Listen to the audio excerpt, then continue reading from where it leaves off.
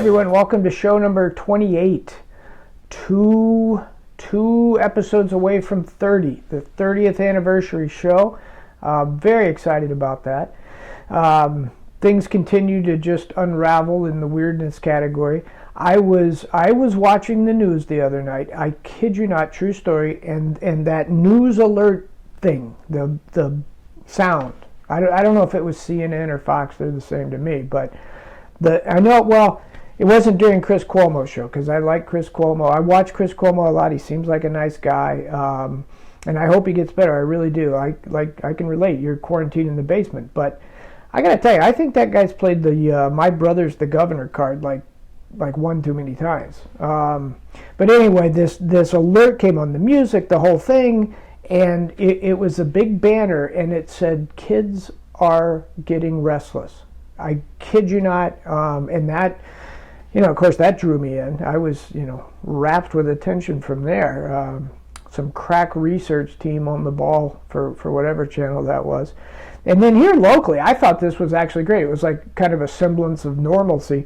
A guy wanted to thank the frontline workers in that hospital area. So, and I think he had owned a restaurant, so he had all this booze and everything and wine. So he went down there with his SUV and he opened up the back, and he, of course he sanitized everything, but he had like a little cocktail hour for everyone, and he had the radio playing, and people were hanging out, and they were, it was like really nice, and as time went on, people had been there for a while, and they had tapped through some of that wine there, and inevitably some Michael Bublé came on, and in violation of all social distancing, some close dancing started to happen. There was no more social distancing at that point, but in some sense it was kind of nice to see something normal happen. So that was nice. So hey, listen, we got a couple of great tips from Taylor. We got the trivia drawing coming up, which is very exciting. So this is the opening 2 lines from a song, and I really hope you guys are doing well.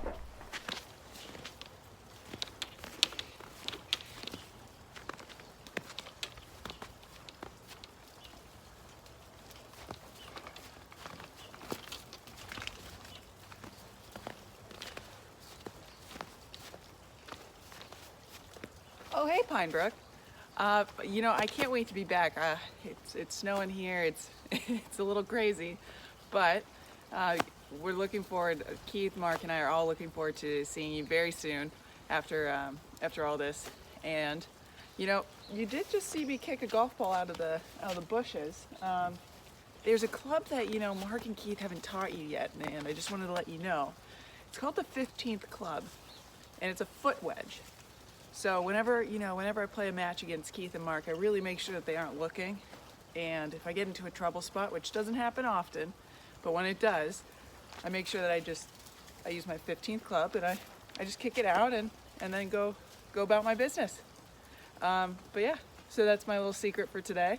And I'm very much looking forward to being back at Pinebrook, seeing everyone, seeing the staff, seeing the members. So I hope you all are doing well, staying safe, and staying healthy. I'll see you very soon.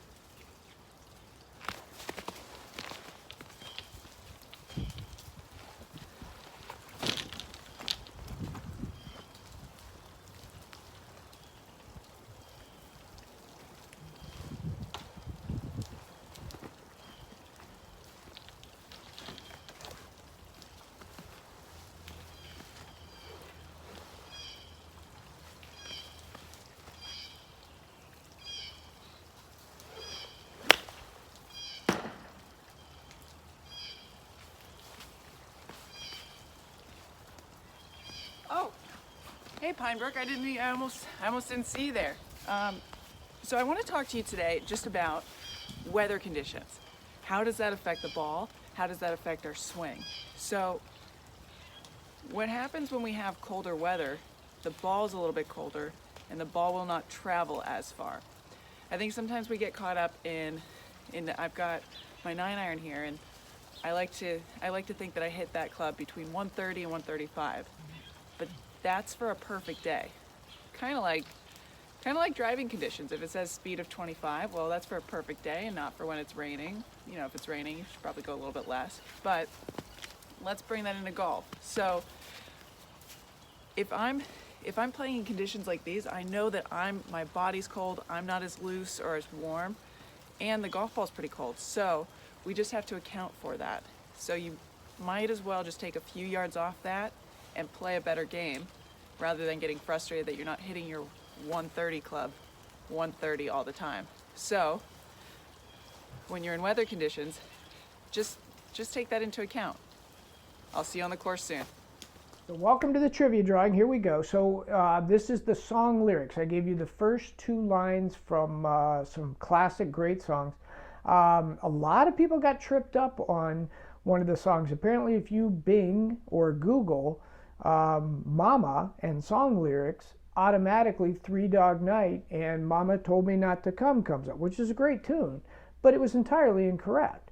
What we were looking for was Paul Simon's Me and Julio Down by the Schoolyard. Mama Pajama rolled out of bed and she went down to the police station. So there was some inaccuracy there on some Bing. Now, we also did not accept Simon and Garfunkel. That automatically got you disqualified. So anyway, the other ones were Simple Man by Leonard Skinner, Elton John's Goodbye Yellow Brick Road, Billy Joel's It's Only Rock and Roll to Me, and what was the other song?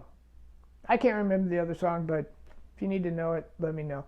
I think most of the people got it anyway. But here we go. Here's today's drawing. This is for the correct answers to the music.